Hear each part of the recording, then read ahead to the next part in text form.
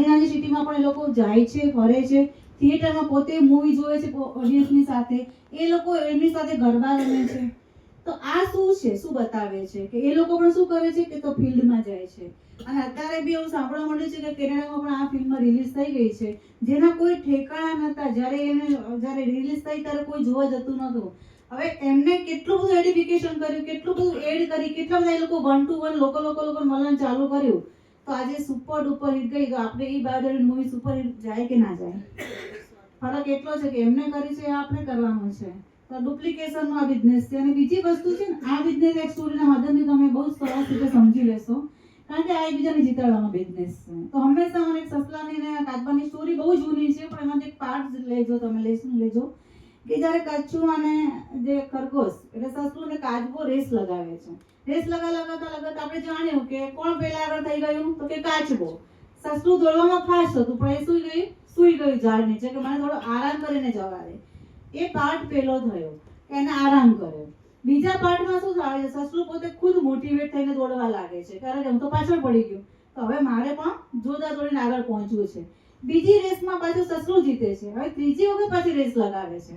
ત્રીજી વખત રેસમાં ત્રીજા પાર્ટમાં શું થાય છે કે જ્યારે રેસ લગાવી ત્યારે પાણીની નદી આવી, નદીમાં પાણી હોય.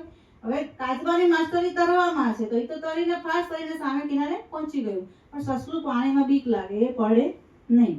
તો એને શું કર્યું, કાચબાએ આઈડિયા વાપર્યો કે મારી પાછળ મારી પીઠ ઉપર બેસી જાવ, હું તને પહોંચાડી દઉં. હવે સસલું પણ બેસી ગયું પીઠ ઉપર ને એને નદી ક્રોસ કરી દીધી.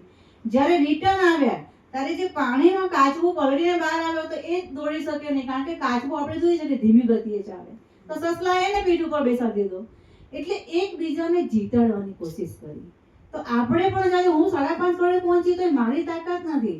પ્રકાશ દર્દી સ્ટ્રેન્થ અલગ હોય, અલ્પેશ સરની સ્ટ્રેન્થ અલગ હોય, સુખાભાઈની સ્ટ્રેન્થ અલગ હોય, રમેશભાઈની સ્ટ્રેન્થ અલગ, આમની આવડત, દરેકની આવડત અલગ હોય. અને ભગવાને કંઈક ને કંઈક યુનિકનેસ મૂકી છે દરેક લોકોમાં. અને દરેકની યુનિકનેસ એ લોકોની કંઈક ને કંઈક આવડતથી આજે તમે જો કેટલું બધું ભેગું થાય.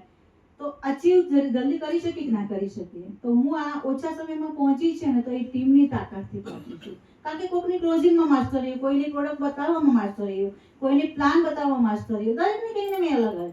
કોઈ કે હું ગાડી બી સરસ ચલાવી લઉં, 12 વાગે આપણે તો ભૂગી જઈએ, તો કોકની ટીમમાં ગાડી બી સરસ ચલાવી લેતા હોય, તમે બેસી જાઓ ને આપણે કહો ને જ્યાં વખતે તો લઈ લઈએ. તો દરેકની સ્ટ્રેન્થ અલગ હોય. તો આવી રીતે અમે પણ પહોંચ્યા, તમે પણ સાથે મળીને કરશો કામ તો તમે પણ પહોંચી જશો. Thank you.